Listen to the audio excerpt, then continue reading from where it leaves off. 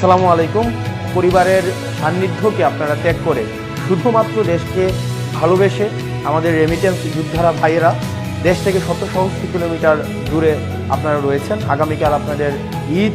আমরা জানি যে আপনারা দেশের বাইরে থাকলেও আপনারা দেশকে প্রতিটা মুহূর্তে অনুভব করেন।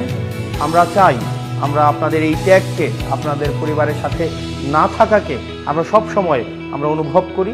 আপনাদের সবাইকে আগামীকাল আপনাদের ঈদ, আমরা ঈদ মোবারক জানাচ্ছি এবং এই কুরবানির মধ্য দিয়ে আপনারা যেই দেশের প্রতি ভালোবাসা আপনাদের রয়েছে, আগামীকাল আমাদের ঈদের উপলক্ষে আমাদের সার্বিক কল্যাণ হোক এবং আমাদের জরা কুরিপু এবং মানসিক সংকীর্ণতার ঊর্ধ্বে উঠে আপনারা যেভাবে দেশকে ভালোবাসেন, আমরাও যেন সেভাবে দেশকে ভালোবেসে স্তব্ধ, নিরাসক্ত এবং পর্বতসম মহত্বকে আঁকড়ে ধরার চর্চাটি আমাদের থাকে।